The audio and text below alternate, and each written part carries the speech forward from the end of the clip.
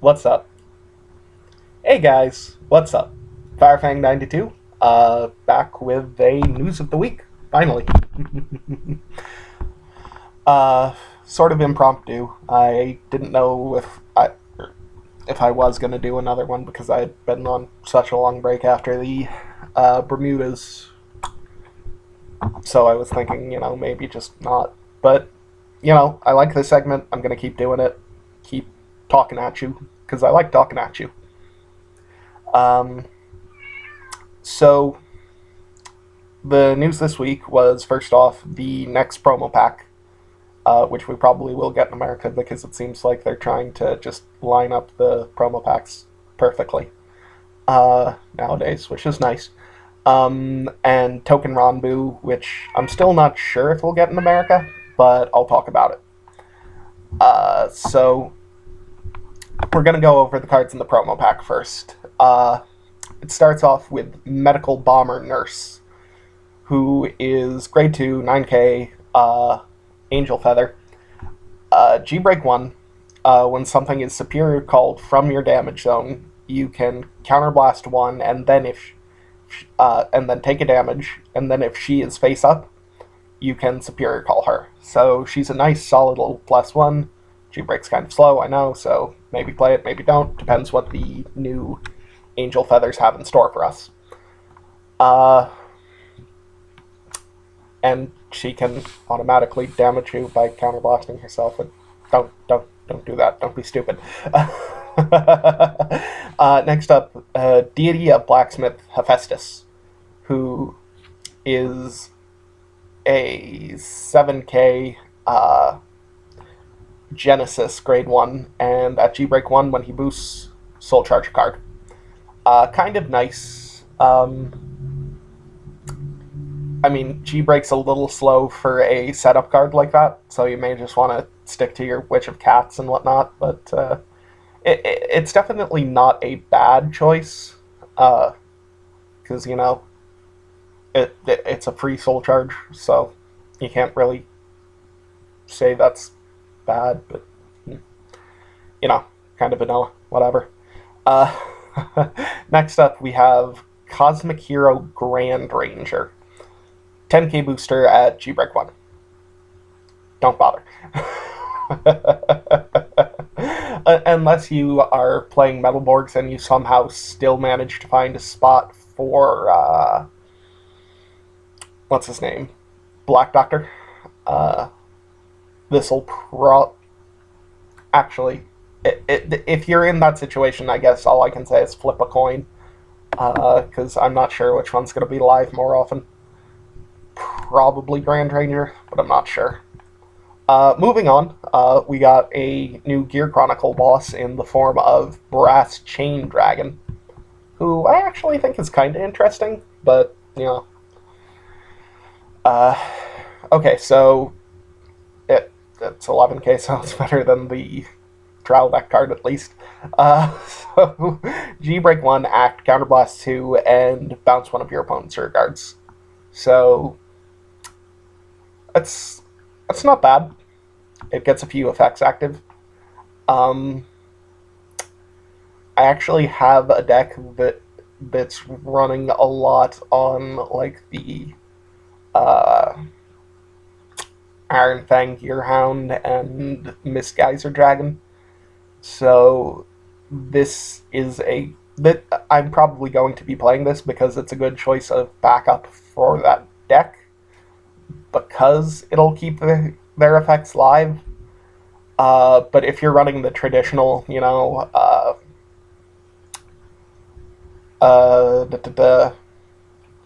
Ragnarok deck, and you have your Divergence Dragons, you're not going to need to bother with this, because Divergence Dragon's still probably going to be better for that deck. And he gets 2k when attacking a Vanguard, so if you're also playing the 8k, easy 21. Or I suppose 24 with Mist Geyser, 23 with the 10k boost. Next off, we have Brilowin, Blister. We have Blister. Mega Colony Grade 1 6K. And this is the card I'm going to talk a little bit about because people don't read it carefully.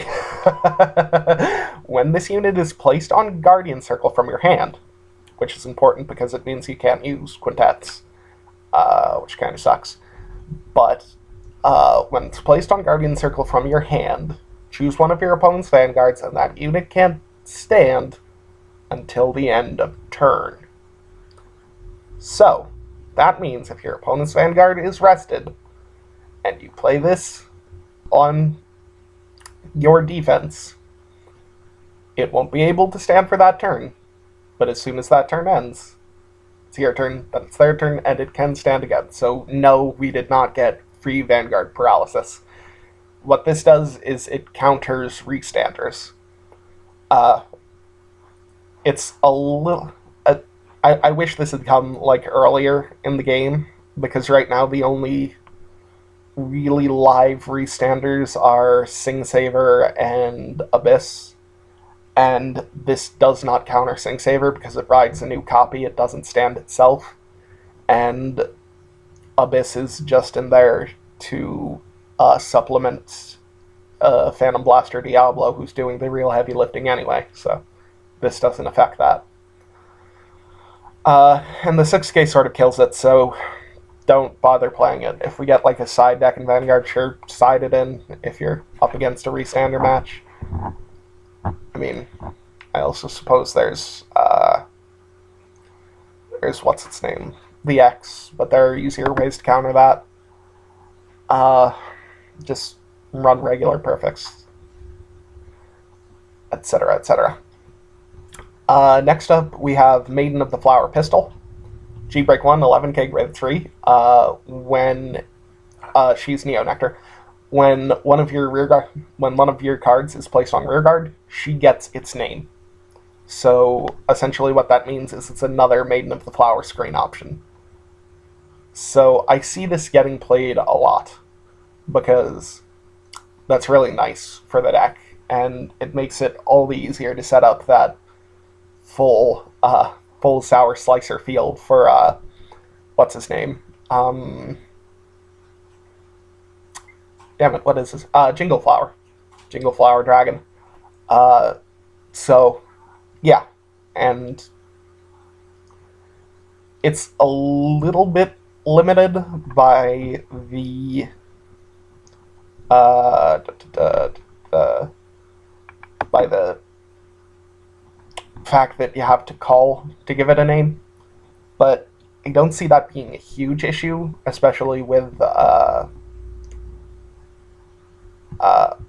what's her name, like I'm sorry guys, I really don't know Neo Nectar very well. Asha, with Asha, because you can stride, clone your Sour Slicer, give it the name Sour Slicer. But yeah, it does limit its timing a bit, so that's unfortunate. Okay, so time to talk about Token Ranbu. And before we get really into Token Ranbu, I want to talk about their sort of mechanic.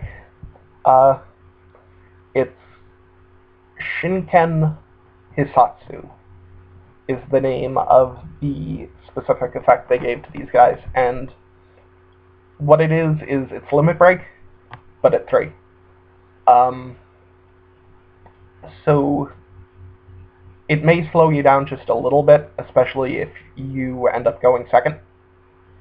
Or first. Yeah, probably first. It slows you down, because then you just have their grade 1 and grade 2 attacks to contend with. And if they don't grade 2 rush you, or call additional rear guards, or whatever, and don't check a crit, that means that you will have to wait an additional turn to activate any of your effects, because that's just 2 attacks. It's sort of the same story with grade 3, but there at least you can, like, stride, which, granted, is not that much better. and, well, its effects on the game remain to be seen. 3 damage seems like a really low bar for me, but then so did 4 damage. So it may be a slow plan, is what you want to look out for if you're looking to pick up these cards, which I still don't know if they're going to come to America, because most of these are just sort of power-based beatdown cards, and that's fun and all, but it's not something we're going to be clamoring to get overseas, so they might as well not pay the licensing fees and stuff. So first card is one of their triple rares, Ugui Sumaru, and I will butcher these names a bit, I apologize. During your turn, this is a Shinken Hisatsu ability. I'm pretty sure all abilities in the clan right now are Shinken Hatsu.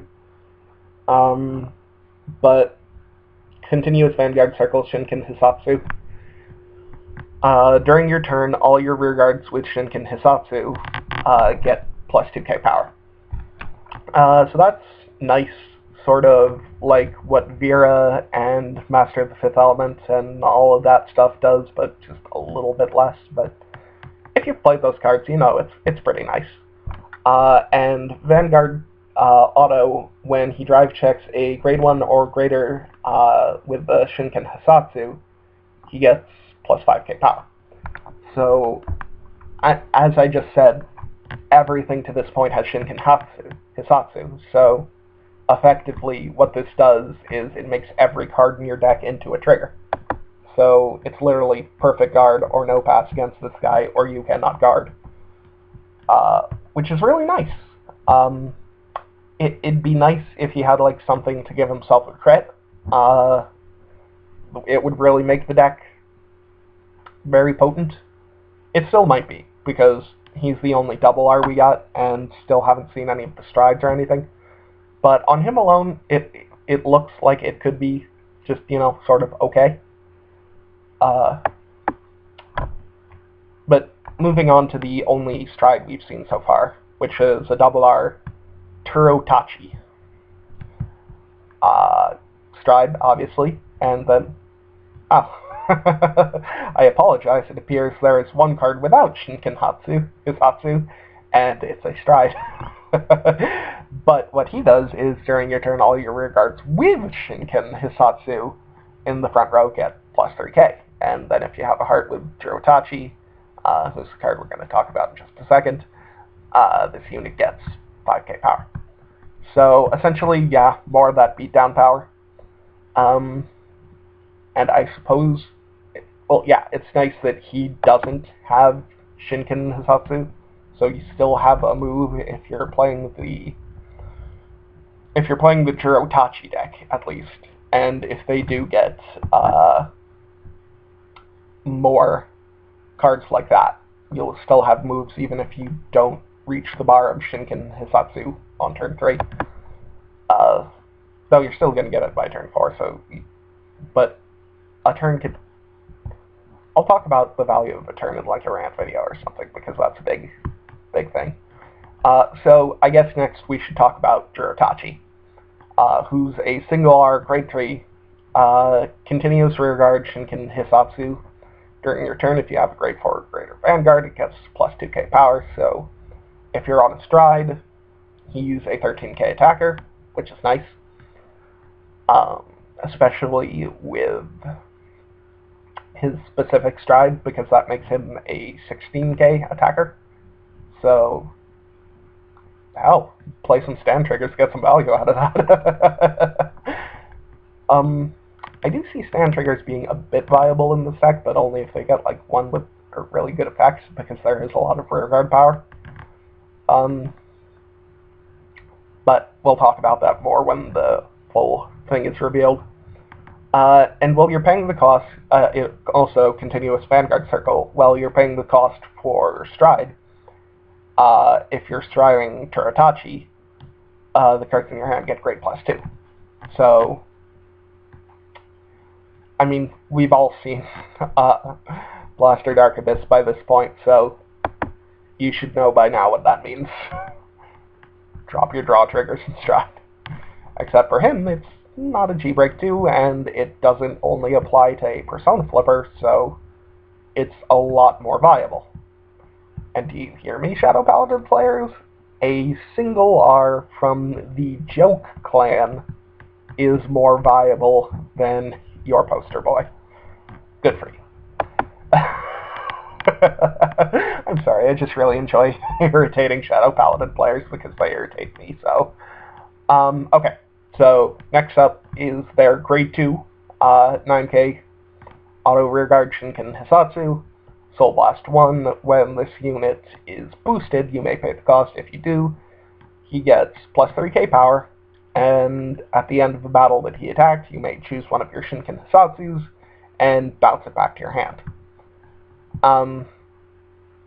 Which basically he's meant to combo with on-call stuff, only one of which we've seen so far, and it's a pretty okay combo, because this is a power deck. And yeah, he's basically, he can attack for 12 in a power deck, so that's not bad at all. Next up, we're going to talk about Nikari.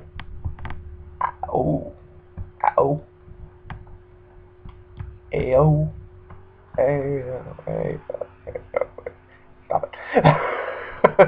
Auto Rearguard Shinken Hisatsu, put this, grade 1, 7k. When you have a grade 3 or less Vanguard and it attacks, if the number of other rest rearguards you have is 3 or more, you may pay the cost. If you do, choose one of your Vanguards and it gets plus 10k until the end of battle. So, essentially,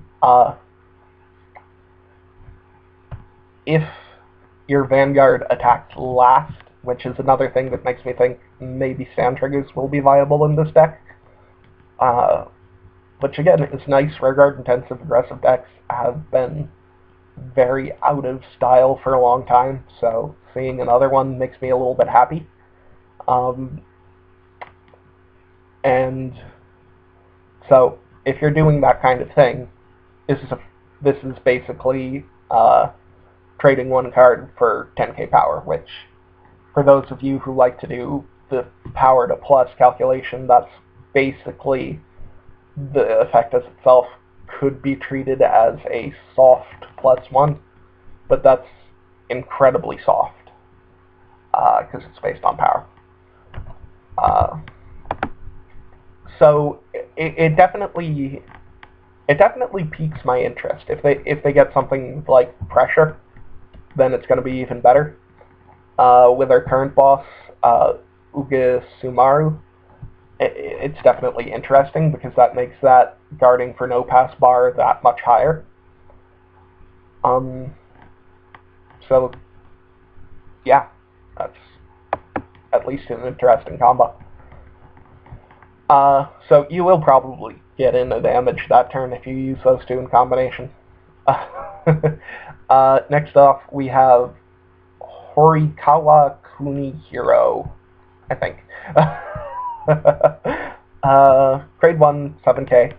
Shinken Hisatsu, counterblast 1 when he's placed on rearguard, so he's the one that's right now meant to combo with the grade 2. There may be more in the future, we'll see.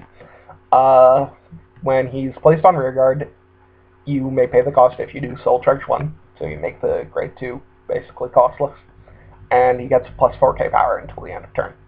So basically what they did there is they set up one counterblast for a 22k column, which is nice. Because that is pretty cheap for an above 21. So, and again, it's a power deck, so power cards like this are going to be helpful. Really, all I can say about that. You can also place it behind your, what's his name, Turotachi. your Jirotachis, and if you are on Taratachi, that makes 26. So I guess I'm talking a little bit more about the Jirotachi deck just because more of that is revealed. But I am looking a lot at Ugasamaru. Actually, with Ugasamaru, it would also be a 26k column one behind your Kamisadas. So, yeah. I guess we're looking at a deck that easily makes 26s. That's good. I mean, not much else to say about that. It's definitely going to be interesting to see how this clan progresses. It makes me a little bit sad that I don't see anything that's going to compel them to print it in English yet, but I'm hoping they do, because I like career guard intensive aggressive decks, just because it's another sort of playstyle that's sort of fun, I guess. It's a good change of pace, at the very least, is what I can say about that. So that was the week. I'll be back next week, hopefully a little bit more organized. Until then, Firefang92, signing out.